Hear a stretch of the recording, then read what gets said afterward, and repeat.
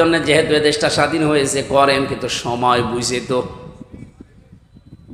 মানে এখনই শুরু করে দিয়েছেন। লোকটাকে কিছু গোছাতে দেবেন তো। কত ঋণ তার মাথার উপর আপনি রেখে পালিয়ে গেলেন, আপনি টের পাচ্ছেন?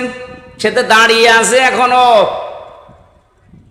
তাকে একটু সময় দেন, সে একটু গুছিয়ে নিক। না এখনই আমারে দেওয়া লাগবে, আসেন সামনে আসেন, আপনার বাহিনী তুলে দেওয়া হবে। নওগাঁ জেলার মালদা থানার অন্তর্গত উত্তর পাড়োয়ে হাজিপাড়া মিলনের ইটভাটা এলাকাবাসী কর্তৃক আয়োজিত তাফসীরুল কোরআন মাহফিলের স্বনামধন্য সভাপতি জনাব শফিকুল ইসলাম বাবুল চৌধুরী, চেয়ারম্যান 5 নম্বর গণেশপুর ইউনিয়ন পরিষদ, সহসভাপতি জনাব মাওলানা আমিনুল ইসলাম, জনাব আলহাজ মোহাম্মদ নাজমুল হক মিলন, জনাব মামুনুর রশিদ, আলহাজ লুৎফর রহমান, মাহফিলের প্রধান অতিথি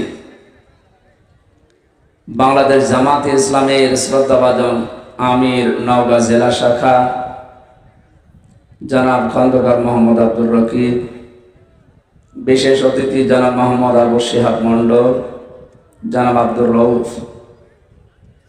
আলোচনা রাখলেন যারা মাওলানা ইয়াসির আরাফাত, আব্দুল শুকুর সহ নাম না জানা সম্মানিত ওলামা ইকরাম।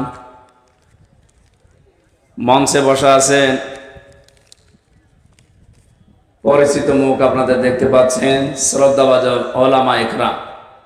সামনে বসা মুসলমান ভাইরা, পর্দার আড়ালের সম্মানিতা মা এবং বোনেরা, প্রাণপ্রিয় নওগাঁবাসী, আল্লাহর দরবারে শুকরিয়া জানাচ্ছি যে বিশাল একটা পাথর আমাদের বুক থেকে আল্লাহ নামিয়ে দিয়েছেন। নিয়ামতের শুকরিয়া আদায় করলে নিয়ামত আল্লাহ বাড়িয়ে দেয়। ওয়াইদ তাআযানা রাব্বুকুম লাইন শাকারতুম লাযীদান্নাকুম ওয়া লাইন কাফারতুম ইন্না আযাবি লাশাদীদ। আল্লাহ তাআলা বলেন, যদি নিয়ামতের শুকরিয়া আদায় করো, লাযীদান্নাকুম, লামে তাকিদ নুনে সাকিলা, অবশ্যই আমি আল্লাহ এটা বৃদ্ধি করে দেব। এখন প্রশ্ন হচ্ছে, নিয়ামতের শুকরিয়া আদায় করা লাগে কি করে? আমাদের বিশেষ করে বাংলাদেশ, ভারত, পাকিস্তান, আমরা অনেকে মনে করি নিয়ামতের শুকরিয়া আদায় মানে টুটি পর্যন্ত খেয়ে একবার ঢেকর তুলে বললাম আলহামদুলিল্লাহ, হয়ে গেল, নিয়ামতের শুকরিয়া আদায় হয়ে গেছে তো নাকি? এটা একটা বাক্য। এটা কি? তাফসিরের ভেতরে আয়াতের মুফাসসিরিন ইকরাম লিখেছেন, কেউ যদি নিয়ামতের শুকরিয়া আদায় করতে চায় তাহলে 3টা বিষয় তাকে মানা লাগবে, 3টা শর্ত পূরণ করা লাগবে, তাহলে নিয়ামতের শুকরিয়া আদায় হবে। ওইটা আল্লাহ দয়া করে তাদের জীবনে আরো বাড়িয়ে দেবে। আমরা যে কিছুক্ষণ আগে বললাম আমাদের বুকের উপর থেকে একটা পাথর নেমে গেছে, আমরা একটা স্বস্তি, শান্তি, অন্তত নিরাপত্তার দিকে এগিয়ে যাচ্ছি, এটা একটা নিয়ামত। এটা কি? যেটা আমরা নামাজের ভেতরে মোনাজাতে বলি, রব্বানা আতিনা ফিদ দুনিয়া হাসানা, আল্লাহ দুনিয়ায় শান্তি, স্বস্তি, নিরাপত্তা, হাসানা, কল্যাণ এগুলো আমাদের দাও।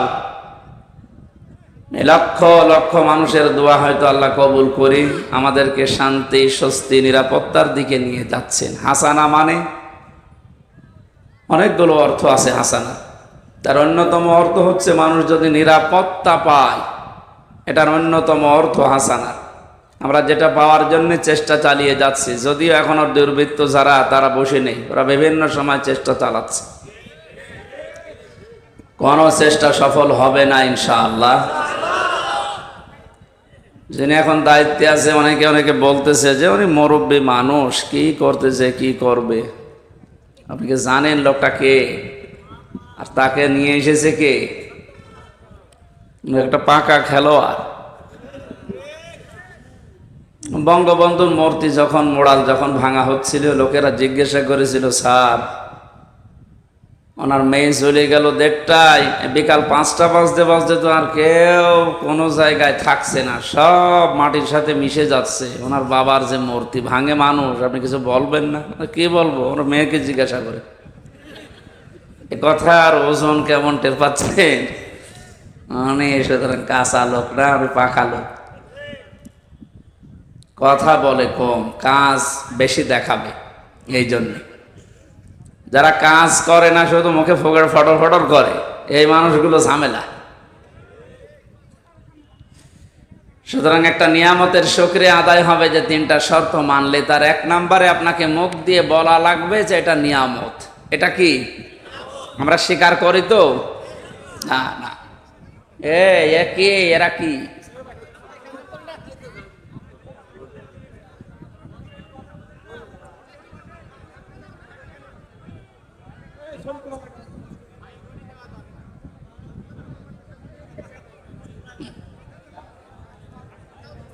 ভাই কি আপনি, আমি কি আর কি করছি আপনার সাথে?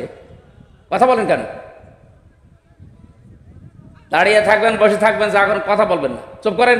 আরে এরপরে একটা কথা বলেন, দেখেন কি করে। আবার কথা বলা আছে, দাঁড়িয়ে থাক, দাঁড়িয়ে থাক, কথা বলার দরকার নেই। আবার কথা বলেন কোন কারণ? আপনি বসেন, যেখানে জায়গা পান বসেন। আপনার জন্য পরিবেশ যদি নষ্ট হয় সব গুনাহ হবে আপনার। বসেন, ওখানে বসেন, যেখানে জায়গা আছে ওখানে বসেন। ভেজা নাকি জায়গাটা? ভেজা তো কে এখানে দাঁড়িয়ে কি দেখছেন কি? বসেন, ওখানে বসেন।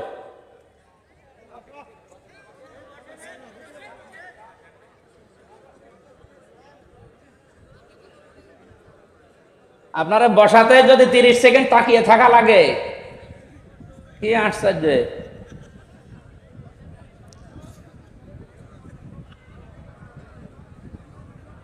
এদিকে আসেন, এদিকে আসুন, এদিকে আসুন, এদিকে আসুন। হ্যাঁ, তোমার বসাতে আমার আধা ঘন্টা লাগবে।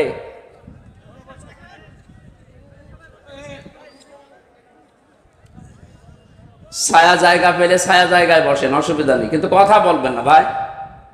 একটা মানুষ শুনতেছে, আপনি কথা বলে নষ্ট করেন না। আর এটা তো প্রতিদিন প্রতি রাতে হচ্ছে না, 1 বছর পরে আসলাম।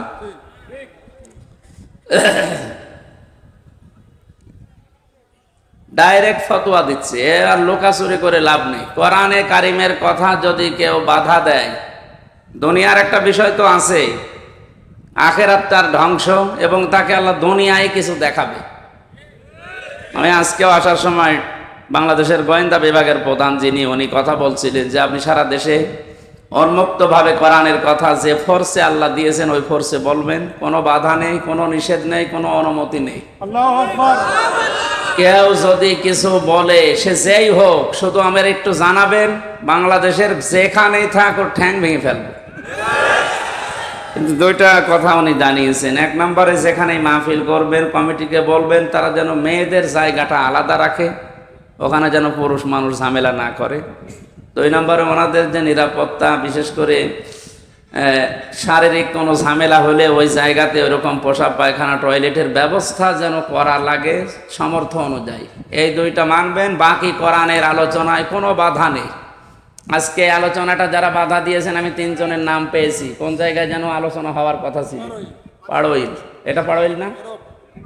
যারা বাধা দিয়েছেন আমি ওনার কাছে তাদের নাম ডিটেলস লিখেছি, দিয়ে দেব। শুধু এলাকায় থাকা না, দেশেও থাকতে পারবেন না। এটা আর এই আগস্ট মাসের 5 তারিখের আগে নেই, এখন 5 তারিখ পার হয়ে গেছে। টের পাচ্ছেন কোথায় আছি আমরা? এই জন্যে নরম ভাষায় বললাম এটা। আর 2 নম্বর, আল্লাহর ফতোয়া যেটা আছে, কোরআনের কথা যেতে কেউ বাধা দেয়, তার জানাজার নামাজ নেই, তারে কবরে দেওয়ার দরকার নেই, কারণ ও এমনিও জাহান্নামে যাবে, অমনিও জাহান্নামে। আবু জেহেলে কোরআনের বিরোধিতা করে আবুল হাকাম থেকে আবু সাহিল হয়েছিল। আপনার নাম যতই সুন্দর থাক, যদি সত্যি আল্লাহর কোরআনে বাধা দেন, আপনার নামও কিন্তু উল্টাপাল্টা বিষয় লেগে যাবে। আমি ওপেন বলছি, রাজনৈতিকভাবে এদেশে যেহেতু ইসলাম কায়েম করার জন্যে চেষ্টা অনেকে চালাচ্ছে, সবচাইতে বেশি শ্রম এবং কোরবানি যারা দিয়েছে তাদের ভেতরে আপনারা সবাই স্বীকার করবেন, এক বাক্যে বাধ্য হবেন, বাংলাদেশ জামাত ইসলাম। এটা সবাই জানে, সে যেই হোক। এজন্য দিন কায়েম করা যেহেতু ফরজ, নামাজের মতো ফরজ, এই বিষয়টা সামনে রেখে আমার দিন কায়েমের জন্য যারা চেষ্টা চালাচ্ছে, ইসলামী দল যতগুলো আছে তার ভেতরে এটা আমার ভালো লাগে। এই জন্য আমি এটাকে সাপোর্ট করি মনে প্রাণে, এবং যত রকমের সাহায্য আছে আমি সব করার চেষ্টা করি। দ্বিতীয় নম্বর বিষয়, এইটা তো আর রাজনৈতিক অনুষ্ঠান না, প্রচলিত যে রাজনীতি। এমনিতে রাজনীতি ফরজ, কিন্তু কোরআনের, কিসের? কোরআনের রাজনীতি করা ফরজ। 903টার উপরে আয়াত আল্লাহ ডাইরেক্ট ইনডাইরেক্ট মিলে দিয়েছেন। ওটা ফরজ না হলে এত কথা দিত না। যেহেতু প্রচলিত যে রাজনীতির কথা আমরা অনেকে বুঝতেছি 53 বছরে, ওই রকম একটা অনুষ্ঠান এটা না, এটা একটা এবাদত। এটা কি? কোরআনে কারিমের এই আলোচনাটা একটা এবাদত। আর এবাদত, এখানে সব মানুষের মতের পথের লোক আমরা এসেছি এবাদতটা বোঝার জন্যে। কোরআনের তাফসির লিখে দিয়েছেন, আমরা তাফসির এখানে কথা বলবো, কোনো দিকে টেনে না, কোনো দিকে চেপে না, আমি আল্লাহর দিকে তাকিয়ে কথা বলি, ওইভাবে বলবো ইনশাআল্লাহ। আমাদের আসল উদ্দেশ্য আল্লাহ যেন আমাদের পরিবর্তন করে দেন। নিয়ামতের শুকরিয়া আদায়ের যে বিষয় শর্তগুলো বললাম কোরআন দিয়ে, 1 নম্বরে স্বীকার করবেন আপনি যে এটা নিয়ামত। কি অবস্থায় ছিলাম আপনি নিজেও জানেন, আমিও জানি। আমি বাংলাদেশের বৈধ নাগরিক। আমার বাড়ি পাশের বিভাগে, খুলনা বিভাগে, কুষ্টিয়া, এটা পাশের বিভাগ রাজশাহী। এই মান্দাতে আমি এসেছিলাম বিয়ে খাওয়ার জন্য, একটা বিবাহ অনুষ্ঠানে আমার আসতে দেয়নি। বলেন তো কোন অবস্থায় ছিলাম? গত কয়েকদিন আগে বাংলাদেশ জামাতে ইসলামী কুষ্টিয়া জেলা শাখা 500 আলেমকে ডাক দিয়েছিল, সব ঘরানার আলেম ওখানে এসেছিল। 500 আলেম এক জায়গায় 2.5-3 ঘন্টা তারা আলোচনা করেছে, বিভিন্ন মতামত দিয়েছে। আপনার কি মনে হচ্ছে যে এই 500 আলেম এক জায়গায় তাদের মতামত কোরআনের উপরে, হাদিসের উপরে তুলে ধরল? আগস্ট মাসের 5 তারিখের আগে 500 না, 5 জন এক জায়গা হওয়া সম্ভব ছিল? কি বলতো যে এখানে গোপন ষড়যন্ত্র হচ্ছে, জঙ্গি তৎপরতা এই জায়গায় চালু হচ্ছে। যেখানে 5 জন হলে এরকম উল্টাপাল্টা নাম দিয়ে দিতেন, সেখানে 500 হয়ে গেল, কই কিছুই তো হইল না। এই জন্য ভুক্তভোগী আপনি না। চেয়ারম্যান বলছিলেন না যে আমি জেলে ছিলাম, ভুক্তভোগী যেহেতু আমরা 2 জন, এখানে আরো যারা আছেন, আমরা টের পাচ্ছি যে কি হয়ে গেল। সুতরাং এটা নিয়ামত, আপনি স্বীকার করেন আর না করেন, এটা কি? আরে নিয়ামত সবার জন্য না।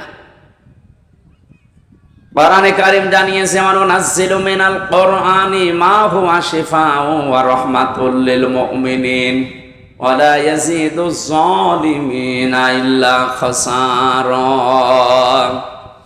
আল্লাহ পাক বলেন, হে নবী, কোরআন নাজিল করার ধারাবাহিকতায় এমন এমন বিধান আমি দিয়েছি যেটা যদি পালন করা যায় মুমিনদের জন্য রোগ মুক্তির কারণ হবে, শেফা হবে। সময় যখন আল্লাহ আমাদেরকে দিয়েছেন এ নিয়ামতের শুকরিয়া আদায় করার জন্যে, কোরআনে কারীম যদি সত্যি আমরা আয়োজন করতে পারি এই জমিনে, বিশ্বাস করতে পারেন যত রকমের রোগ আছে, মানসিক, শারীরিক, ইমানের, দুনিয়া এবং আখিরাতের সব রোগগুলো কন্ট্রোল করার ক্ষমতা কোরআনের আছে। ওটা দেখা দরকার। কোরআনের ওই ঔষধ অ্যাপ্লাই না করার কারণে 53 বছরে বহু আইন দিয়ে মুক্ত করার চেষ্টা চালিয়েছে চোর, কিন্তু চোর মুক্ত হয়েছে। চোর যাই ছিল এই 17 বছরে আরো বেড়েছে। এক একজন যে কত বড় বড় চোর এখন ধরা পড়ছে।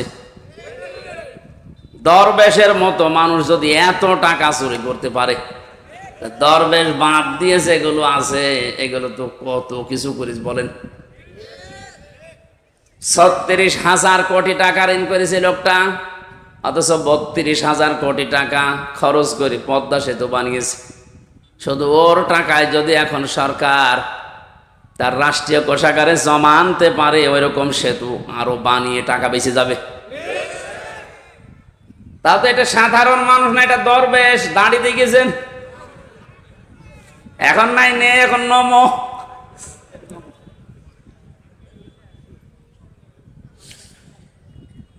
এই জন্য চোর মুক্ত করার জন্য বহু চেষ্টা চালিয়েছে, জিরো টলারেন্স পর্যন্ত ঘোষণা দিয়েছিল বঙ্গবন্ধুর মেয়ে। পারে তো নাই, চোর দিন যত গেছে তত বেড়েছে।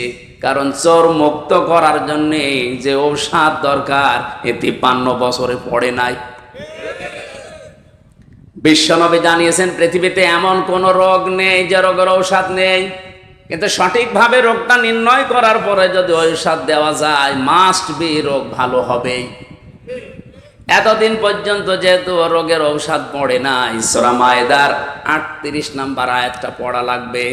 অসারিকু ওয়াসারিকাতু ফাকতাউ আইদিয়াহুমা জাযাম বিমা কাসাবা নাকালাম মিনাল্লাহ ইলা আখির আয়াত।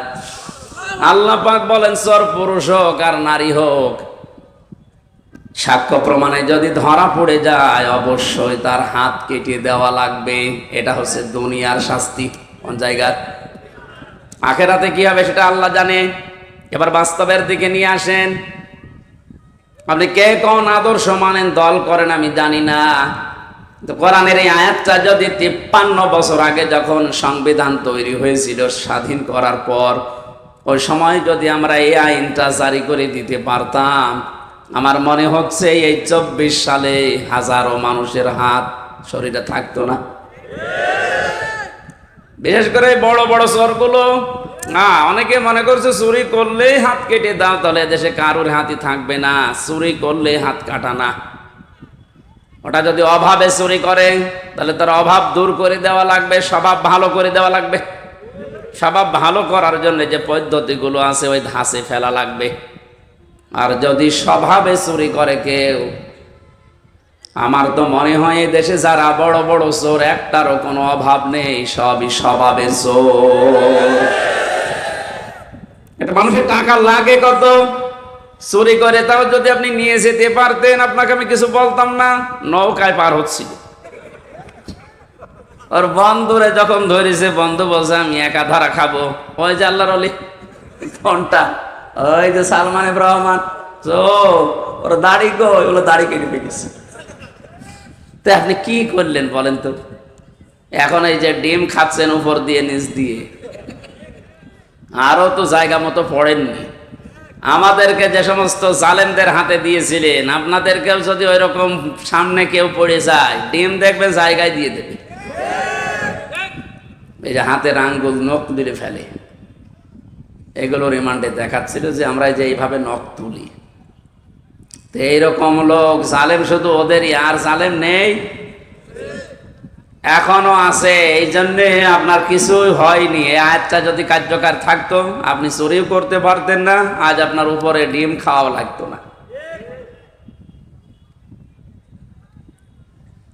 কোরআন নাজিল করার ধারাবাহিকতায় যেহেতু বিভিন্ন ঔষধ আছে, এগুলো এখন সব জায়গায় প্রতিষ্ঠিত করা দরকার। তাহলে জান্নাত, মিনি জান্নাত আপনি বাংলাদেশে দেখতে পাবেন। এই জন্য এই নিয়ামতে সবাই আনন্দিত না। ওয়ালা ইয়াজিদু যালিমিনা ইল্লা খাসারা। হে নবী, জালেমদের জন্য কোরআনে কোনো ঔষধ নেই। যত সুন্দর কথায় তাদেরকে শোনান, তাদের শুধু ক্ষতি বৃদ্ধি হবে, রাগ হবে। এই জন্য বাংলাদেশে দ্বিতীয়বার স্বাধীন হওয়ার পরে অনেকের মনে আনন্দ নেই। কিছু মানুষের মনে এখনো পর্যন্ত দুঃখ, এখনো তাদের ক্ষতি বৃদ্ধি হতে আছে। দিন যত যাবে জালেমের কোনো সুসংবাদ নেই, ও আরো প্যাচে পড়বে। কারণ কি বলেন তো? কারণ জালেম যারা, এই শব্দটা এত ভয়ঙ্কর মারাত্মক শব্দ। কোরআনে কারিমে আল্লাহ যত কঠিন কঠিন কথা দিয়েছেন, সবচাইতে বড় কঠিন বক্তব্য দিয়েছেন জালেমের বিরুদ্ধে। আল্লাহ পাক বলেন ইন্নামাস সাবিলু আলাল্লাযীনা ইয়াযলিমুনান নাস ওয়া ইয়াবগুনা ফিল আরদি বিগাইরিল হক ইলা আখির আয়াত। সূরা সূরার 42 নম্বর আয়াত প্রথম অংশে আছে। আল্লাহ বলেন আমি আল্লাহর মামলা হবে তাদের বিরুদ্ধে যারা মানুষ হয়ে মানুষের উপরে জুলুম করেছে। এই আয়াত অনুযায়ী এখন বলেন তো বাংলাদেশে আল্লাহর মামলার আসামি আছে না নেই? আল্লাহ ইয়াসলিমুন আল মুসলিমুনা দেননি যে মুসলমানদের উপরে যারা জুলুম করেছে, ইয়াসলিমুন আন নাস, মানুষ হয়ে যারা মানুষের উপরে করেছে তাদের জন্য আল্লাহর মামলা রেডি হয়ে আছে। এই 17 বছর আপনি কি করলেন? বিবেকের কাছে প্রশ্ন করেন। আপনি হামজার মামলার আসামি না আপনি আল্লাহর মামলার আসামি? তৃতীয় শব্দ আরো মারাত্মক,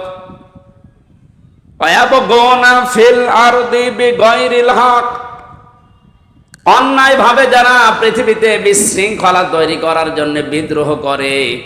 এই 5 তারিখের পর থেকে 4-5টা গ্রুপ বিদ্রোহ করে ফিরেছে, সামনে এখনো 2-3টা আছে। আপনি এখন আনসারের নাম নিয়ে অধিকার আদায়ের জন্য মাঠে নেমেছেন, 17 বছর কোথায় ছিলেন?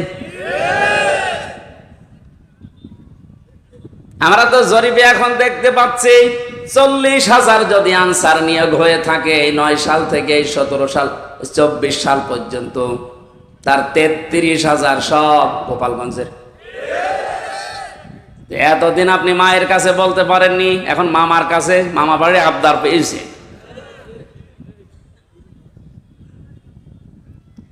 5 তারিখের পর থেকে এই 29 তারিখ পর্যন্ত পুলিশ ছাড়া যদি বাংলাদেশ চলতে পারে, ও আনসার ছাড়াও চলতে পারবে।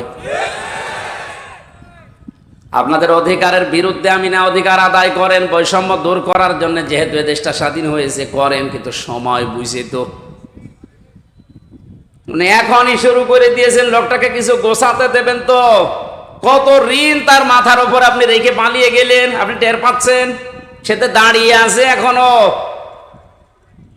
তাকে একটু সময় দেন, সে একটু গুছিয়ে নিক। না এখনই আমারে দেওয়া লাগবে, আসেন সামনে আসেন, আপনার বাহিনী তুলে দেওয়া হবে। এখানে বিশৃঙ্খলা যারা করছেন, আজ বিদ্রোহ ঘোষণা করছেন, আপনিও আল্লাহর মামলার আসামি। পারে নাই প্রথমে হিন্দুদের দিয়ে, হালে পানি নেয়নি, এরপরে প্রধান বিচারপতিকে দিয়ে একটা চেষ্টা চালিয়েছিল, আল্লাহ নষ্ট করে দিয়েছে। এরপরে নিচে আনসার, এটা দিয়েও হবে না, কারণ যে আছে, আপনি বললাম না কাঁচা খেলোয়াড় না, পেছনে অনেক কিছু আছে হেলান দেওয়ার মতো। আমার মোবাইলে সর্বোচ্চ কল আসলে আসবে, সর্বোচ্চ আসলে আমার মনে হয় তারেক জিয়ার পিএস অপু ভাইয়ের কাছ থেকে কল আসতে পারে, কারণ ওনার সাথে আমি 3 বছর ছিলাম জেলে। আর একটু বেশি আসলে গিয়াসউদ্দিন মামুন ভাইয়ের কাছ থেকে আসতে পারে, ওনার সাথেও ছিলাম 3 বছর। তাছাড়া আর উপরে তারেক জিয়া তো দেবে না। আর ডক্টর মোহাম্মদ ইউনূসের মোবাইলে কল আসে বারাক ওবামার কাছ থেকে, জো বাইডেনের কাছ থেকে, শি জিনপিং এর কাছ থেকে। টের পাচ্ছেন ওর খুঁটি কোন জায়গায় বাঁধা, ওর পেছনে কি ধাক্কা দেওয়া আছে দেওয়ালে? আপনি আন্দাজে লাফান, বাস্তবতা কিছু জানেন?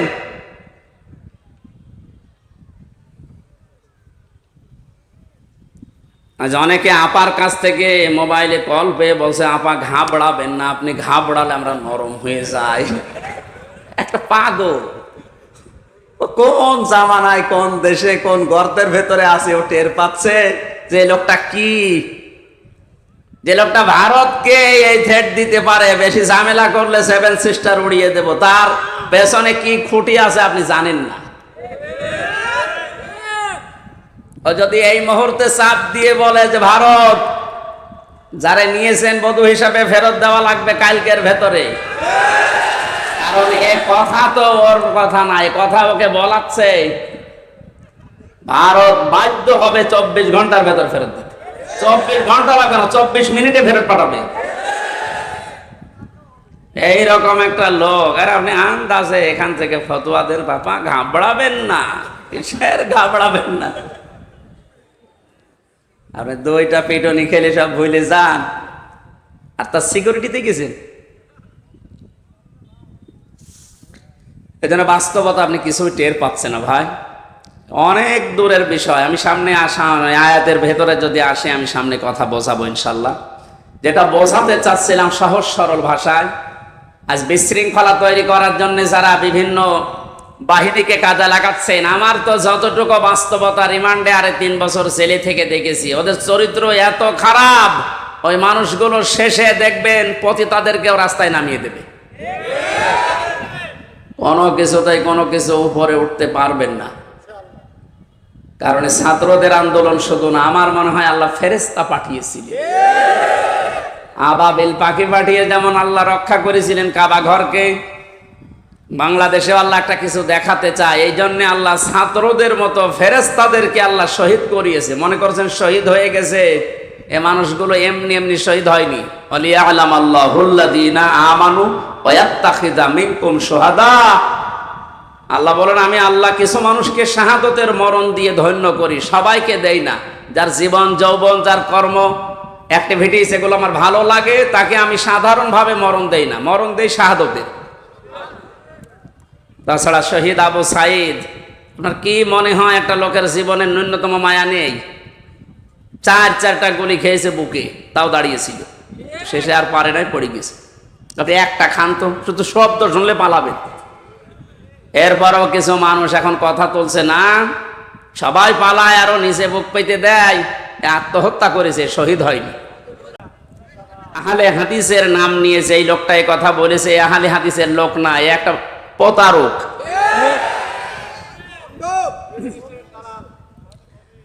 আহলে হাদিসের এই যে রাজশাহীর গদাগাড়ির অধ্যাপক মজিবুর রহমান, ওনার সাথে আমি উমরায় ছিলাম রমজানে, কি উনি আহলে হাদিস না? আপনি উল্টা পাল্টা ধারণা করবেন আহলে হাদিস নাম হলে না, ওগুলো দালাল। কি রফিক নামে নাকি যেন কি বিন বিন বিন বিন বিন। আমি 2টা তথ্য বলছি, হয়তো শুনেছেন আপনি, কিন্তু এভাবে শোনেননি, ভালো করে খেয়াল করেন। যারা এগুলো ধারণা করেন বলেন মুখ দিয়ে, খুব সাবধান। ওয়ালা তাকুলু লিমান ইয়ুকতালু ফি সাবিলিল্লাহি আমওয়াত বাল আহইয়াউ ওয়ালাকিন লা তাশউরুন। সূরা বাকারা 154 নম্বর আয়াতে আল্লাহ জানিয়েছেন, মানুষ যেন মুখ দিয়ে কথা বলে, এই জন্য মুখের উপরে আল্লাহ নোটিশ দিয়েছেন, এই কথা বলবি না। এ মুখ দিয়ে কোনো দিন এই কথা বলবি না যে যারা মারা গেছে, শহীদ হয়েছে, যে ওরা মরে গেছে, কথা বলবি না। এ কথা কার? এই জন্য শহীদ শব্দটা অনেক দামি শব্দ। যারা শহীদ হয়েছে, জালেমের জুলুমের সামনে নিজের বুক পর্যন্ত দিয়েছে, জীবন পর্যন্ত দিয়ে যারা শহীদ হয়ে গেল, ওদেরও আমাদের মতো জীবনের মায়া ছিল, কিন্তু মানবতাকে বাঁচাতে দেওয়ালে পিঠ থেকে গেছে, শেষ পর্যন্ত না পেরে জীবন দিয়ে গেল। এ মানুষগুলোকে আপনি মরে গেছে কখনো বলতে যাবেন না। আল্লাহ বলেন বালা হইয়া, আরে ওরা জীবিত, ওয়ালাকিন লা তাশউরুন, কিন্তু তোরা টের পাস না। এরপরে মানুষ যেহেতু হৃদয়ে কল্পনা আনতে পারে, ধারণা করতে পারে, এই জন্য আল্লাহ ধারণার উপরে নোটিশ দিয়েছে, ওয়ালা তাহসাবান্নাল্লাযীনা কুতিলু ফি সাবিলিল্লাহি আমওয়াতা বাল আহইয়াউন ইনদা রাব্বিহিম ইয়ারযাকুন। সূরা আলে ইমরান 169 নম্বর আয়াত। তাফসীরে ফি জিলালিল কোরআনের ব্যাখ্যাটা ব্যাপক লেখা আছে, আমি সামিরাইজ করে বলছি। আল্লাহ বলেন, এই ধারণাও করবি না, যারা আমি আল্লাহর জন্য জীবন দিয়ে গেল, এরা মারা গেছে, এরকম ধারণাও করবি না, বরং তারা জীবিত এবং আমি আল্লাহর কাছে তারা রিজিক পায়। ধরে বলেন সুবহানাল্লাহ। এই জন্য বড় কঠিন সতর্ক থাকা লাগবে এই বিষয়গুলোতে। অনেক জালেম পর্যন্ত এখন উঠে পড়ে লেগেছে শান্ত দেশকে অশান্ত করার জন্যে। আপনি কিন্তু হামজার মামলার আসামি থাকবেন না। আমরা যদিও এই জালেমদের বিরুদ্ধে, ওরা যেমন 50টা মামলা বলেছিল আমারে দেবে, আমরা 100টা দেবো এখন, কিন্তু আপনি তার আল্লাহর, আমার হামজার মামলার আসামি থাকছেন না, আপনি সরাসরি আল্লাহর মামলার আসামি হয়ে যাচ্ছেন। আপনার দুনিয়াও শেষ, আখিরাত তো শেষই। এরপরও অনেকে বলে হুজুর মাফ করে দিলে কি না, জালেমদের মাফ করলে মজলুমের উপরে অবিচার হয়। কারণ আপনি তো ওই জায়গায় পড়েননি, তাই এ কথা বলছেন। 18 কোটি মানুষ যদি এদেশে মাফ করে দেয়, আয়না ঘরের সাথে যারা জড়িত ছিল, ব্যারিস্টার আরমানের বউ তাকে মাফ করবে? কি মনে হয় যে আন্দাজে বললে মাফ করে দেবে? আপনি থেকে দেখেন তো, স্বামী ছাড়া 8 বছর। আরে ভাই, একটা মানুষকে আপনি যদি মেরে ফেলতেন তাহলে তার বউটা অন্য জায়গায় বিয়ে করতে পারত। এক কথা বলছেন এখন। আর আপনি এমন জায়গায় রাখেন, এই জন্য আয়না ঘর মারা বানিয়েছে। আমার মনে হয় ওটা ধ্বংস করে ফেলা লাগবে না, ওটা রেখে দেন, ওটা টুরিস্ট প্লেস হিসাবে রেখে দেন। মানুষেরা ওইটা দেখতে যাবে আর সামাম পৃথিবীর মানুষ জানবে যে এই বাংলাদেশে একটা জালেম ছিল। মানুষ কত বড় নৃশংস, কত বড় জুলুমকারী হলে এই মাটির নিচে, এই ঘরের ভেতরে মানুষকে তাও 2-5 দিন রাখেন। 8 বছর রেখে দিয়েছে, কারোর 10 বছর, কারোর 12 বছর। আমিও মাটির নিচে ছিলাম যেখানে, আমি শুনেছি। আমারও তো বেশি দিন রাখে নাই। কি যে মানুষের একেবারে সহ্যের বাইরে চলে যায় ওই জায়গাটা। এই হাঁটুর ভেতর দিয়ে হাত দিয়ে, এরপরে আবার এখানে হ্যান্ডকাপ দিয়ে বেঁধে একটা মানুষ এভাবে ঘন্টার পরে ঘন্টা, দিনের পরে দিন, মাসের পরে মাস, বছরের পর বছর এভাবে রেখে দেয়, শুধু টয়লেট করার জন্য 1.5 মিনিট সময় দেয়। আমার সাথে যে আলেম ছিল মুফতি ফখরুল ইসলাম, কি কষ্ট যে লোকটাকে দিয়েছি। এই জন্য জালেম যারা, এদেরকে হেদায়েত আল্লাহ দেবেন না। আমি দোয়া করলেও হবে না। কাবা শরীফের ইমামও যদি দোয়া করে এই জালেমের জন্য, ওকে আল্লাহ হেদায়েত দেবে না, ওকে জাহান্নামে দেবেই। আমি এইটা বানালাম। এই কথা বন্ধ করেন।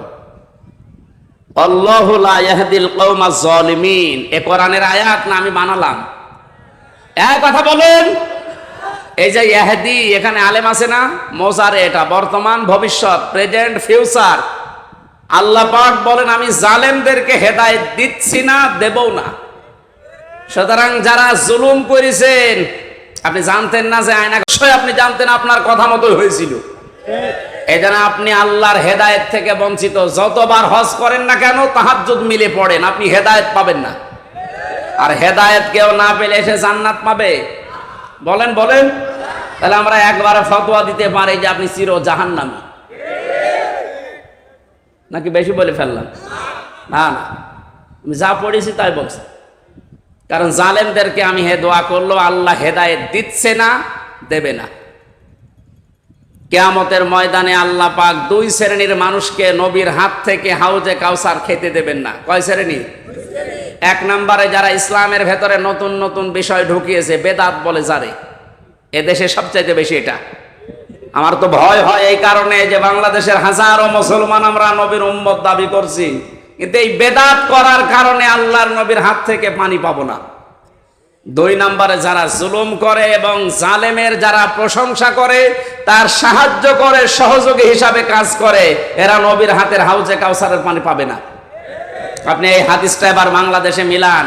কত হাজি জালেমের সহযোগী, জালেমকে ভালোবাসে, সাপোর্ট করে, এই কারণে নবীর হাতের ওয়ারিশ হিসাবে সে পানি পাবে না। এরকম মানুষ হাজি দেশে নেই। আপনার দুনিয়াও শেষ, আখেরাতও শেষ। আপনি কি করলেন? এখন আর ফিরে আসার সময় আপনার আর নেই। আপনি যা করেছেন এর হিসাব আপনাকে দেওয়া লাগবে, কারণ আপনি একেবারে সীমানার বাইরে চলে গেছেন। যে সমস্ত পাপের কারণে আল্লাহ দুনিয়ায় শাস্তি নাজিল করে, তার ভেতরে অন্যতম পাপ, মানুষ যখন সীমা লঙ্ঘন করে ফেলে, তখন আল্লাহ 8 প্রকার শাস্তি দুনিয়ায় দেয়। আমি একটা একটা করে কোরআন দিয়ে ওইদিকে যাবো ইনশাল্লাহ। আপনারা আছেন তো ময়দানে? নিয়ামতের শুকরিয়া আদায় যদি করতে চান, তাহলে মুখ দিয়ে বলেন যে হ্যাঁ, এটা নিয়ামত। এটা বিশাল একটা পাথর বুকের উপর থেকে আল্লাহ নামিয়ে দিলেন, এটা কি? কিন্তু যারা স্বীকার করছে না, এখনো অনেক জালেম নেই যে স্বীকার করছে না, এখনো পর্যন্ত এই দুর্বিসন্ধিতে লিপ্ত আছে। 2 নম্বরে নিয়ামতের শুকরিয়া আদায় করার শর্ত হচ্ছে আপনার মনের ভেতরে একটা আলাদা আনন্দ আপনি অনুভব করবেন, যেটা সত্যি আমরা পাচ্ছি, সবাই পাচ্ছে।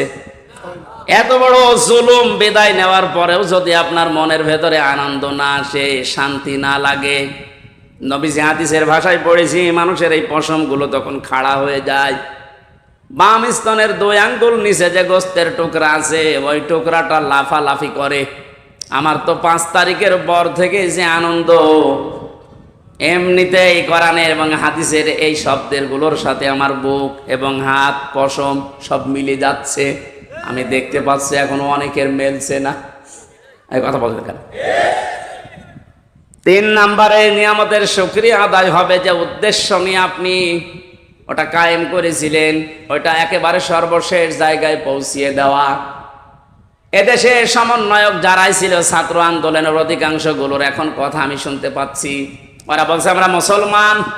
কালকে একজনের বক্তব্য দেখলাম ঢাকাতে, ওরা বলছে আমরা বাংলাদেশে যত জেলায় থানায় সমন্বয়ক ছিলাম আমাদের উদ্দেশ্য ছিল যত রকমের বৈষম্য আছে সব আমরা দূর করে সমান সমান করে দিতে চাই। এটা আল্লাহ চাই। কথা বলে না কেন? আমরা যেহেতু 96% মুসলমান এই দেশে, দল মত আমরা যাই করি না কেন, 53 বছর তো দেখলাম যে মানুষ চালালে কেমন লাগে না, দেখি নাই? বাবা চালিয়েছে কেমন লাগে আমরা দেখেছি, স্বামী চালিয়েছিল কেমন লাগে আমরা দেখেছি, চাচা চালিয়েছে যেভাবেই হোক দেখেছি, বুবু চালিয়েছিল, ভাবি চালিয়েছে। শুধু এখন দেখতে বাকি আছে কোরআন দিয়ে দেশ চললে কেমন দেখা যায়। আপনি সমন্বয়ক যত আছে আমার মনে হয় যদি 500 জন থাকে 498 জন এই কথা বলতে বাধ্য হবে যে আমরা বৈষম্য দূর করার জন্য আন্দোলন আরম্ভ করেছিলাম, আর এটা দূর করার জন্য কোরআন ছাড়া অন্য কোন নিয়ম দুনিয়ায় নেই। অন্য নিয়ম আসলে আবার বৈষম্য শুরু হবে। কোরআনে কারিমে কোনো বৈষম্য আছে? নেই। নেই যে এটার প্রমাণ কি? আফালা ইয়াতাদাব্বারুনাল কুরআন ওয়ালাউ কানা মিন ইনদি গায়রিল্লাহি লাওয়াজাদু ফীহি ইখতিলাফান কাসীরা। এটা বৈষম্য বিরোধী আয়াত। আল্লাহ পাক বলেন সূরা নিসার 82 নম্বর আয়াতে আছে 5 পারার 10 পৃষ্ঠার 3 নম্বর লাইনে রব্বুল আলামিন বলেন, কি হয়েছে তোদের আমার কোরআন নিয়ে কেন চিন্তা ভাবনা করো না? আমি কোরআনে এমন কোন বক্তব্য দেইনি যে একটার সাথে আরেকটা মেলে না। আল্লাহর কোরআনে আপনি এমন কোন বক্তব্য পাবেন না যে আজকে দিলাম এই 2 দিন পরে ওইটার সাথে আর আগের কথার মিল নেই। এমন কোন বক্তব্য কোরআনে আছে? আরো জোরে বলেন। সুতরাং এ দেশে যে বৈষম্য সত্যি সত্যি আমরা দূর করে নিয়ামত যে এটা প্রমাণ করতে চাই। সময়ের এখন সবচাইতে বড় দাবি হচ্ছে আল্লাহর কোরআনকে এখন এ দেশে কায়েম করা। এইটার বিরুদ্ধে আছেন কারা? হাত তোলেন তো।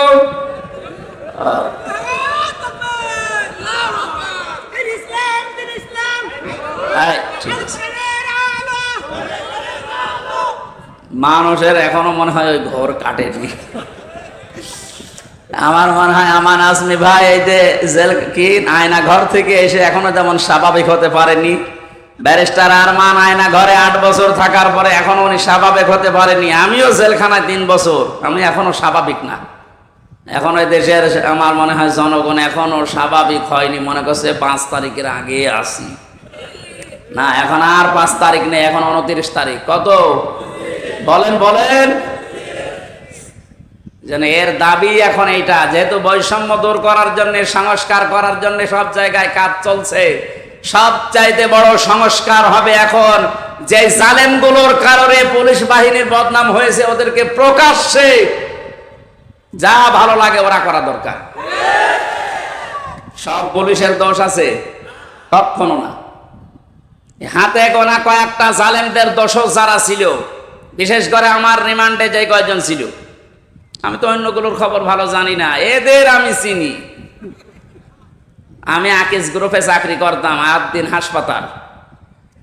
এই শয়তানরা আমারে তুলে নিয়ে টাকা খাবে বলে ওই মালিককে এখন এই 5 তারিখের আগেও টাকা নিয়েছে। আমার মামলার আয়ুধে ছিল মিজানুর রহমান, এই মাদারীপুরে ট্যাকের হাটে বাড়ি। এরে খুঁজে বেড়াচ্ছে, যদি পায় এরে পিটিয়ে মেরে ফেলবে। আমার কুষ্টিয়াতে আমাদের সামনে 14 জন মানুষকে একদিনে মেরেছে, 5 তারিখে একদিনে। দারোগা সাহেব আলী, কুষ্টিয়ার মানুষ যদি ওর চেহারা পায় কি যে করবে মানুষ, কারণ যারা মারা গেছে সব আমার বাড়ির আশপাশে।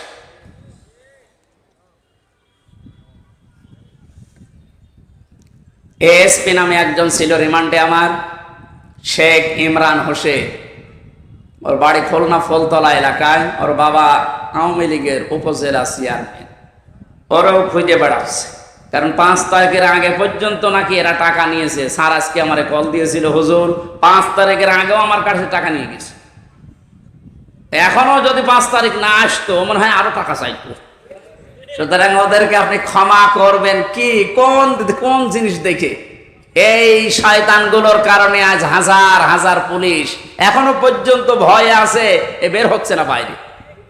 এই জন্য এই বাহিনীর সবার দোষ না, যাদের দোষ এইগুলোকে এখন এই বাহিনীর সামনে এনে দেওয়া দরকার, যে নে যা পারবি ফুটবল খেল। কালকে ইনোরে একটা লাথি দেয়নি একজন? সম্মানিত ভাইরা, আমি যেটা বোঝাতে চাচ্ছিলাম, যেহেতু সংস্কার আরম্ভ হয়েছে আর এটা করার জন্য ওনারা আন্দোলন করেছিল, সুতরাং সংস্কার খুব তাড়াতাড়ি করেন, নয়তো জালেমরা কিন্তু বসে নেই। ওরা একটা একটা করে ইস্যু তৈরি করবে, আবার অশান্ত করার চেষ্টা করবে। ডক্টর মোহাম্মদ ইউনূস বারবার বলছে, ভাইরা আমার সময় দিন, আমাকে কাজ করতে দিন। আপনাদের এই 17 বছরের জঞ্জাল আমি এই 17 দিনে শেষ করে ফেলবো, একটু সময় দিন আমারে। আর এর ভেতরে আমার কাজ চেয়ারে বসে কাজই করতে দেন না, খালি এইটা ওইটা ওইটা আমার বাড়ি ঘেরাও। তা আপনি ওনার বাড়ি ঘেরাও করে কি করবেন? ওনারে তো পেছনে যারা খুঁটি দিয়ে রেখেছে তারা তো আর এই বাড়ি ঘেরাও কিছু মনে করে না। এই জন্য এই সমস্ত ছোটখাটো কাজ করে আপনি টার্গেটে পড়ে যেন না। সংস্কার যখন চলছে, বাংলাদেশের যত ডিসি আছে, এসপি আছে, টিওনো আছে, ওসি আছে, যারা জালেমদের সহযোগী ছিল, সবাই না, যারা ছিল ইমিডিয়েট তাদেরকে এই মুহূর্তে বাধ্যতামূলক বাদ দিয়ে দিন। কারণ এরা যদি একটু ফাঁক ফকড় পায়, ওরা কিন্তু অনেক কিছু করে ফেলবে। এই জন্য আমাদের উচিত হচ্ছে তাড়াতাড়ি করে এই সংস্কারগুলো খুব খুব তাড়াতাড়ি আরম্ভ করা। ডক্টর আসিফ নজরুল সাহেব উনি ঘোষণা কালকে দিয়েছে যে খুব তাড়াতাড়ি এটা করা হবে, একটু তাড়াতাড়ি করেন, নয়তো এখনো ঝামেলা কাটছে না। আমরা নিয়ামতের শুকরিয়া আদায়, যে 3টা পদ্ধতি শুনলাম, মুখে স্বীকার করা, অন্তরে আনন্দ পাওয়া, আর যে উদ্দেশ্য নিয়ে এটা করেছে ওই উদ্দেশ্যটা এখন এই সংস্কারের মাধ্যমে কায়েম করা। আল্লাহ আমাদেরকে এভাবে নিয়ামতের শুকরিয়া আদায় করলে আমরা যেটা চাই ওইটা আল্লাহ আরো বাড়িয়ে দেবে। ওয়ালাইন কাফারতুম, যদি না শুকরি করেন, যদি না বোঝার ভান করে থাকেন, যদি এবার ভুল করেন, এই ভুল কিন্তু আর শুধরানোর জায়গা থাকবে না। আর ইন্না আযাবিলা শাদীদ, আল্লাহর আযাব শাস্তি বড় কঠিন। আল্লাহ তুমি এখনই বাস্তবে মেনে নেওয়ার তৌফিক দাও, বলেন আমিন। দরুদ আর সালাম পড়ি আমাদের নবী মুহাম্মদ রাসূলুল্লাহর উপরে সাল্লাল্লাহু আলাইহি ওয়াসাল্লাম। আমার আজকের আলোচনার বিষয় হচ্ছে এই যে আযাব গজবগুলো একটা একটা করে এখনো থামছে না, আসতে আছে। এগুলোর কারণ ব্যাখ্যা করব আজকে কোরআন দিয়ে। সূরা রুম 41 নম্বর আয়াত। কত নাম্বার? আল্লাহ রাব্বুল আলামিন বলেন, আউযু বিল্লাহি মিনাশ শাইতানির রাজিম, বিসমিল্লাহির রহমানির রহিম। ظهر الفساد في البر والبحر بما كسبت أيدي الناس ليذيقهم بعض الذي عملوا لعلهم يرجعون صدق الله العظيم। আল্লাহ পাক বলেন, জলে স্থলে যে বিপদ আপদ মুসিবত, যে গজবগুলো দেখতে পাচ্ছ, সব কিন্তু তোমাদের হাতের কামাই করা বস্তু। আমি এগুলো দিতে চাই না। ওমা আসাবাকুম মিন মুসিবাতিন ফাবিমা কাসাবাত আইদিন নাস ইলা আখিরি আয়াত। সূরা শুরার ভেতরে আল্লাহ জানিয়েছেন, যত অপরাধ করো, আমি যদি সব পাপের শাস্তি দুনিয়ায় দিতাম, শ্বাস করার সময়ও পেতে না। আমি আল্লাহ আমার দয়ার কারণে অধিকাংশগুলোই মাফ করে দেই, আর কিছু শাস্তি তোমাদের পাপের জন্য একটু মজা চাকাই। কেন চাকাই জানো? লিউযিকাহুম, এই শাস্তিগুলো তোমাদের উপরে আমি দিয়ে লাআল্লাহুম ইয়ারজিউন, আমি আশা করি তোমরা ফিরে আসবে। ও বাংলার জনগণ, পাথর নেমে গেছে বলে আপনি আবার উচ্ছৃঙ্খল হয়ে যাবেন না। কারণ উচ্ছৃঙ্খল যারা, যে মানুষগুলো জালেম, যারা মানুষের অধিকার নষ্ট করে, ওই মানুষগুলোকে আল্লাহ পছন্দ করে না, করবেও না। আমরা যেন সংশোধন হওয়ার নিয়ত যখন এসেছি, পাপের এই কারণগুলো আগে আবিষ্কার করা। প্রতিটি যুগে যুগে আমরা দেখেছি আল্লাহ যে আযাবগুলো নাযিল করেছিলেন তার কিছু কিছু কারণ পেয়েছি। সূরা আনকাবুতের 40 নম্বর আয়াতের ব্যাখ্যা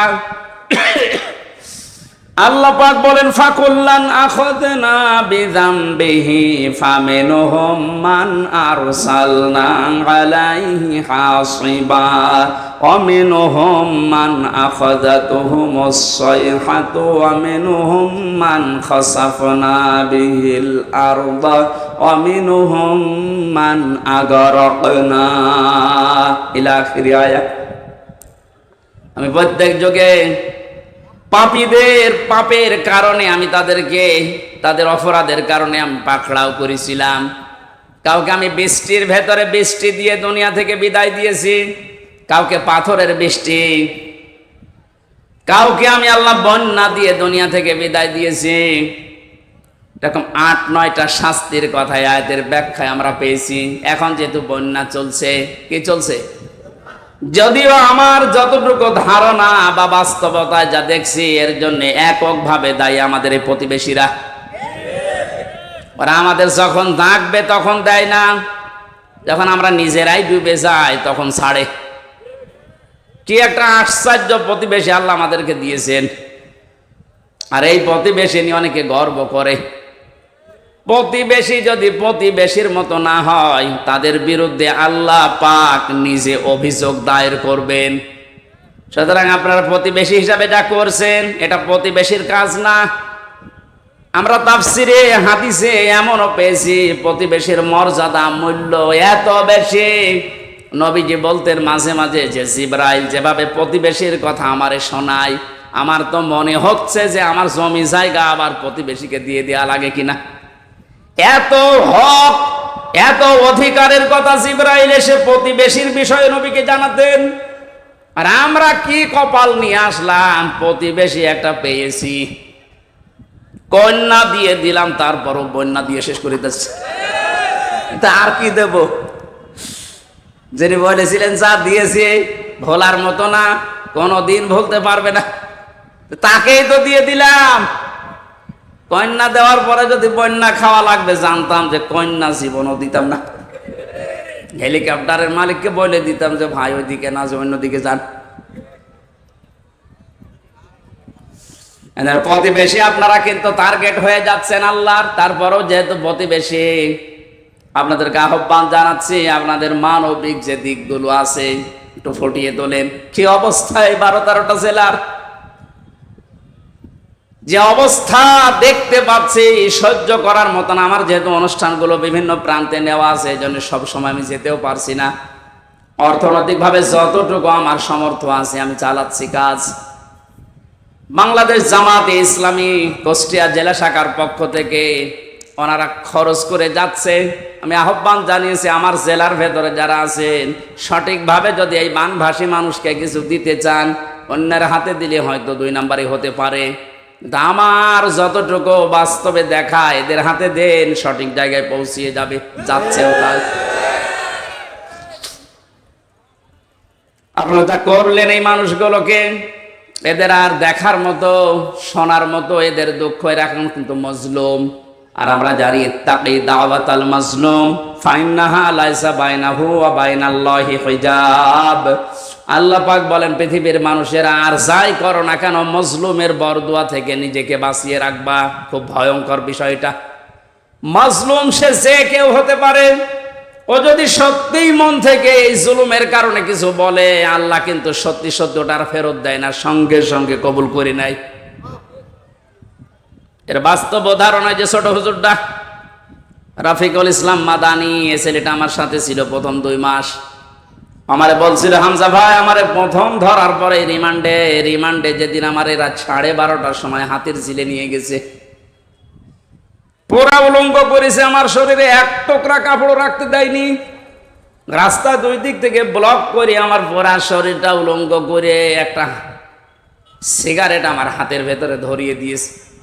একটা অর্ধ উলঙ্গ মেয়ে লোক কোথা থেকে যেন নিয়ে আসলো, আমার পাশে দাঁড় করিয়ে ছবি তুলতেছে। আর একে অন্যকে বলছে এটা আজকে ছড়িয়ে দেওয়া লাগবে, তাহলে দেশের মানুষ বুঝবে যে হুজুরের অবস্থা কি। উনি বলছে, আমি একজনকে জিজ্ঞাসা করলাম এক এসআইকে যে আপনারা যা করলেন আমার সাথে এটা কি সত্যি ডিবির হারুন স্যার জানে? ওই এসআই বলছে জানে না মানে ও হারুন স্যারই করাচ্ছে। বলছে আমি এত অসহায় হয়ে গেলাম ওই সময়, মুখ থেকে আমার বের হয়ে গেল আল্লাহ যা করলো তুমি তো দেখলে, যে লোকটার নির্দেশ মতো এগুলো করছে তারে তুমি একটু দেখো। আল্লাহ ঠিক দেখেছে। ছোট হুজুরকে যা করেছিল আল্লাহ দুনিয়ায় থাকতে ওরে দেখিয়েছে 3 ইঞ্চি, রাস্তায় বের হতে পারে না। মহিলারা পর্যন্ত নাকি এখন জিকির করছে 3 ইঞ্চি 3 ইঞ্চি। কি কোথায় নামিয়েছে আল্লাহ দেখলেন। এটা রেকর্ড হচ্ছে, এই জন্য যারা প্রতিবেশী আছেন খুব সতর্ক থাকেন।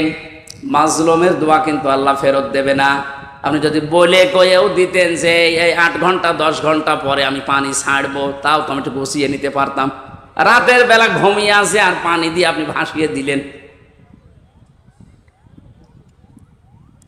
কত মানুষ এই ভেসেই মরে গেছে।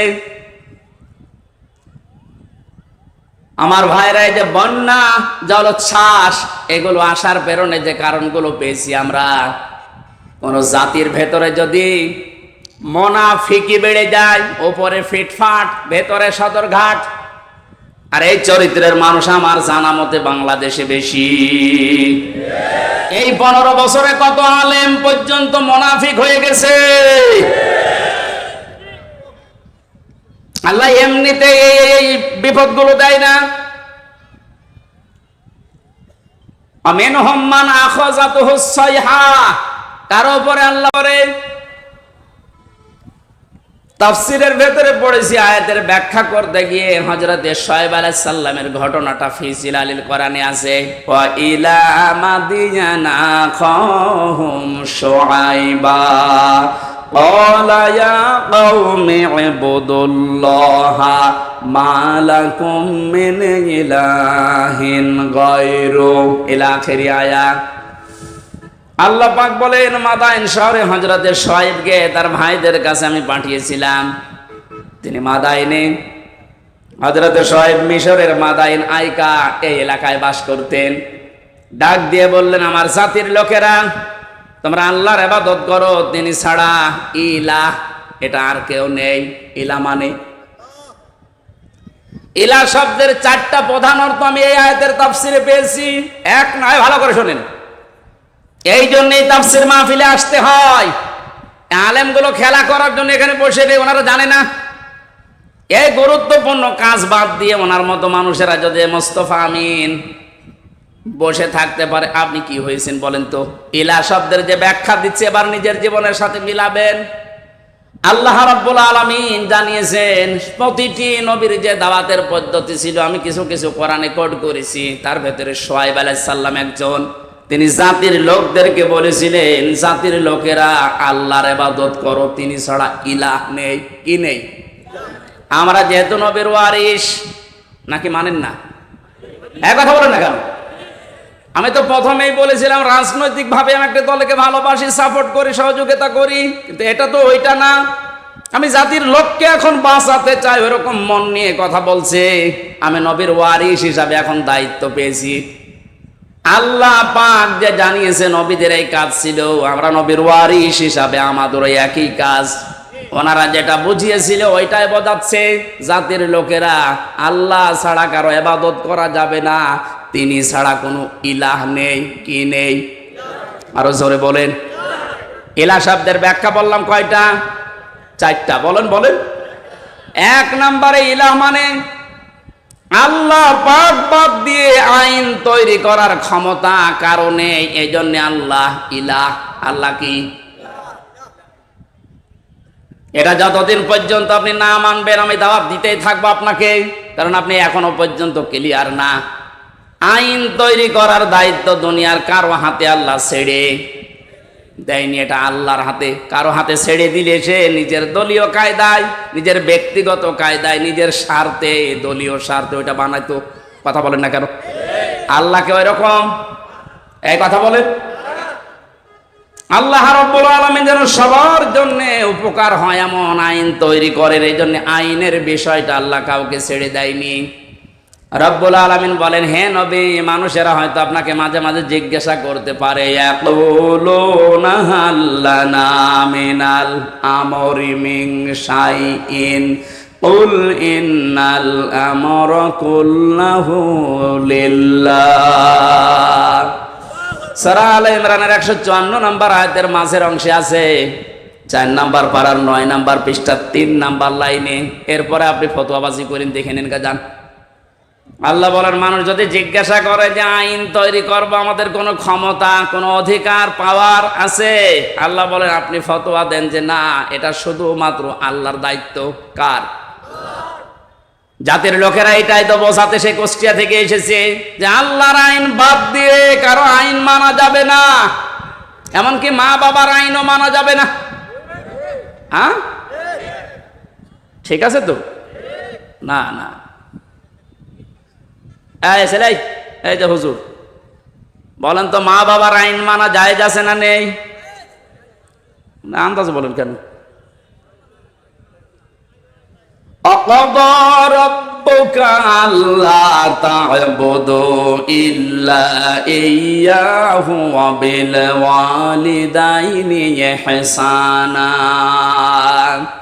সূরা বানী ইসরাঈলের 24 নম্বর আয়াতে 22 নম্বর আয়াতের প্রথম অংশে আছে, আল্লাহ পাক বলেন, আমি রায় দিলাম, আমি ফতোয়া দিলাম, সিদ্ধান্ত নিলাম, কার্যকর করে দিলাম, লিখে দিলাম, ফায়সালা করে দিলাম, আর কোনো নড়নচড়ন নেই, কোনো পরিবর্তন হবে না। ওয়াকাযা রাব্বুকা, তোমার রব ফায়সালা দিয়েই দিয়েছে, আল্লাহ তা'বুদু ইল্লা ইয়্যা, সে আল্লাহ ছাড়া কারো ইবাদত করা যাবে না। ওয়াবিল ওয়ালিদাইনি ইহসানা, 2 নম্বরে মা বাবা যাদের আছে তাদের সেবা করা লাগবে। এই আয়াত দ্বারা মাসলা বের হয়, আল্লাহর আইন মানা ফরজ আর মা বাবার সেবা করা ফরজ। আইন মানা ফরজ না। ও বাংলার মুসলমানেরা এবার বিবেককে প্রশ্ন করেন, আল্লাহর পরে মা বাবার স্থান, তাদের আইন মানা জায়েজ নেই, তাদের সেবা করা ফরজ, তাদের পেছনে সাধ্যমতো খরচ করা ফরজ। কথা বলেন না কেন? মা বাবার আইন মানায় যদি ফরজ না হয়, কোন মহারথী আছে যে আইন বানিয়ে দিলে মানা লাগবে? যারা আছে মানুষ হয়ে মানুষের তৈরি করা আইন মানার জন্য চেষ্টা চালাচ্ছেন, এখনো আপনি কুকুরের চাইতেও খারাপ। একটা কুকুরের আইন মানে মানুষ হয়ে, এরপরও আপনি মানুষের আইন তৈরি করার জন্য, তাদের আইন প্রতিষ্ঠার জন্য এখনো যদি কাজ করেন, সংগ্রাম করেন, টাকা পয়সা খরচ করেন, আপনি কিয়ামতে যখন উঠবেন মরণের পরে, আপনার এই আকার থাকবে না, কুকুর হয়ে উঠবেন। এটা আমি বানালাম। হ্যাঁ, সূরা রহমানের ভেতরে আছে, ইউরাফুল মুজরিমুনা বিসিমাহুম ফায়ুখাযু বিন-নাওয়াসি ওয়াল আকদাম। আমি লম্বা করে দলিলগুলো বলতে পারছি না, খুব তাড়াতাড়ি করছি। হযরত শুআয়ব আলাইহিস সালামের জীবনীতে এবার পেয়েছি, তাকে যে পাথরের বৃষ্টি দিয়ে ধ্বংস করে দিয়েছিলেন উম্মতদেরকে, হযরতে শুআয়ব জাতির লোককে বলেছিলেন, জাতির লোকেরা 2টা কাজ তোমরা বেশি বেশি করো, এই জন্য আল্লাহ এই গজব দিতে যাচ্ছেন, সতর্ক হও। ফাউফুল কাইলা ওয়াল মিজানা ওয়ালা তাবখাসুন নাসা আশিয়াআহুম ওয়ালা তুফসিদু ফিল আরদি বা'দা ইসলাহিহা ইলা আখির আয়াত। 1 নম্বরে জাতির লোকের ভেতরে এই কাজটা বেশি ছিল, তারা ওজনে কম বেশি করত। কিসে ওজন? মানে শুধু দাড়ি পাল্লার ওজন বলেন না, পৃথিবীর প্রতিটি জিনিসের ওজন আছে, আপনার বিবেকের ওজন আছে। এই যে চেয়ারে বসেছি, চেয়ারের ওজন আছে। যারা লেখাপড়া করায়, মাস্টার, শিক্ষক, ওস্তাদ মুআল্লিম তাদেরও ওজন আছে, তারা নেওয়ার সময় তো বিভিন্ন জায়গা থেকে জ্ঞান ভালোই অর্জন করেছে, এই যে মাস্টার, কিন্তু দেওয়ার সময় আর ঠিক মতো ছাত্র ছাত্রীদের দিতে চায় না, তখন বলে প্রাইভেট পড়া লাগবে, কোচিং করা লাগবে। কোরআনে কারীম যেন আমাদের নাম নিয়ে আয়াতটা আল্লাহ নাযিল করেছেন, ওয়াইলুল লিল মুতাফফিফিন আল্লাযীনা ইযা ক্তালু আলান নাসি ইস্তাওফুন। আল্লাহ বলেন ধ্বংস হয়ে যাক ওই দোকানদারগুলো যারা ওজনে কম বেশি করে। এখানে শুধু দোকানদার উদ্দেশ্য না, দুনিয়ায় যে যেখানে আছে ওই জায়গায় নেওয়ার সময় ঠিক মতো নেয়, দেওয়ার সময় যারা কম দেয়, এই মানুষগুলো এই আয়াতের ভেতরে শামিল। তাদের ধ্বংস কামনা করছে কে? যে যে জায়গায় আছে আমাদের ওজন যেন কম বেশি না হয়। আর জাতির ভেতরে ওজনের স্তর ঠিক নেই। ধনীরা অপরাধ করলে ওজন একরকম হয়, গরিব মানুষ অপরাধ করলে ওজন আর এক রকম হয়। নিজের দলীয় লোক অপরাধ করলে ওজন বিচার একরকম হয়, আর অন্য দলের লোক যদি অপরাধের নাম গন্ধ না শুধু শোনে, সন্দেহ করে, বিচার অন্যরকম হয়। এই জন্য তো গজব এসেছে। 2 নম্বরে আল্লাহ বলেন দুনিয়া শান্ত হয়ে যাওয়ার পরে কেউ যেন বিশৃঙ্খলা করার চেষ্টা করো না, যেটা এখন দিন দিন। এই জন্য আমরা সাবধান হব। এই 2টা কাজ যদি সমাজে দেশে জারি হয়ে থাকে, আপনি শুধু না আমিও বাঁচতে পারবো না। এই জন্য আমাদের সতর্ক হওয়া লাগবে। আল্লাহর গজব নাজিল হওয়ার জন্য যে শাস্তিগুলোর কথা, যে কাজগুলোর কথা, আল্লাহ আমাদের এই কাজ থেকে বিরত থাকার তৌফিক যেন দান করেন। আপনি কার জন্য ওজনে উল্টা পাল্টা করে বিবেককে বিসর্জন দিয়ে, বাম হাতের ইনকাম দিয়ে উল্টা পাল্টা করে টাকা পয়সা আপনি ইনকাম করে রেখে যাচ্ছেন? কার জন্য বলেন? যার জন্য রেখে যাচ্ছেন আপনি একটু ওই জালেমগুলোর দিকে তাকাতে পারেন না? যারাই করেছিল, এই যে নাম দেখেন না, এক একটা ভিসি বানাতে 50 লাখ টাকা নিয়েছে, একটা কলেজের মাদ্রাসার অধ্যক্ষ বানাতে 20 লাখ টাকা নিয়েছে শুধু মন্ত্রী। যে যেখানে আসি ওজনটা ঠিক করেন নাই তো কিন্তু শাস্তি আল্লাহ দিতে 10 বছরও লাগবে। আমের জাতির লোকেরা যে অপরাধ করতো তাদের জন্য যে শাস্তি আল্লাহ দিতেন। যেহেতু আমরা মুহাম্মদুর রাসূলুল্লাহর উম্মত, আমাদেরকে বিশ্বনবী জানিয়েছেন 2টা কাজ থেকে বিরত থাকবা, নয়তো আল্লাহর গজব আযাব। অন্যান্য নবীদেরকে যেভাবে ঘিরে ধরেছিল, আমি দোয়া করেছিলাম আল্লাহ আমার উম্মতকে একবারে ধ্বংস করে দিও না, এই জন্যে আসে না। কিন্তু যদি এগুলো ব্যাপক হারে আরম্ভ হয়, আল্লাহর গজব নাজিল হতে কিন্তু বেশি সময় লাগবে না। আমাদের এই হাতের কামাইগুলো আমরা বন্ধ করব, বিশেষ করে ওজনটা। আর সব জায়গায় ওজনে কম বেশি করা হচ্ছে। আমরা চেয়ারে বসে ওজনওয়ালা কথা বলতে পারি না, আর 15 বছর তো পারি নাই। এখান থেকে একবার হুজুর এদিকে বলেন না, ওদিকে বলেন না, ঠিক করেন। তো কি ঠিক করব? ঠিক করতে করতে তো আমরা চলে গেছি গর্তের ভেতরে। কেন্দ্রীয় মসজিদের ইমাম যিনি বাইতুল মুকাররম, তাকান তার দিকে। এই লোকটা পর্যন্ত যদি দালাল হয়ে যায়, তো এই দেশে আর কার দিকে ভরসা করবেন? অপমান করে আল্লাহ বিদায় দিয়েছে। যত রকমের ক্ষতি হয়েছে বাংলাদেশে ইসলামের এবং মুসলমানদের, বিশেষ করে ইসলামপন্থী উদার যারা, তাদের সবচাইতে বেশি আমার মনে হয় ক্ষতি হয়েছে দালাল পন্থী আলেমগুলোর কারণে। কারণ নেক্সট সূরাতে ধোঁকা দিত এরা মানুষকে, আর আমাদেরকে মাঝে মাঝে জেলখানার ভেতরে ফতোয়া পাঠাতো। এত বেশি বোঝার দরকার কি? দেশে হুজুর আর নেই, হুজুর আছে ওইভাবে চেপে রাখার অভ্যাস আমার নেই। যা পড়েছি, যা বুঝেছি, ওটা কোরআনে যে ফোর্সে আল্লাহ দিয়েছে ওটা বলতেই থাকবো মরণ পর্যন্ত। আল্লাহ এমন কোন গণা, এই ওজনটা আমরা যেন প্রত্যেকে ঠিক করি। কোন জায়গায় যেন বিশৃঙ্খলা না হয়, চেপে ধরবেন। যে যেখানে আছেন, বিশৃঙ্খলা তৈরি হওয়ার আশঙ্কা থাকলেই ওরা যদি ডালে ডালে চলে, আমাদেরকে পাতায় পাতায় চলা লাগবে। যে স্বাধীনতা কিন্তু আবার হারিয়ে যাবে। আল্লাহ বাস্তবতায় তুমি মানে কোরআনের আয়াত যেভাবে নাজিল করেছো ওইভাবে বোঝার তৌফিক দাও। আল্লাহুম্মা আমিন। লা ইলাহা ইল্লা আনতা সুবহানাক ইন্নী কুনতু মিনাজ জালিমিন।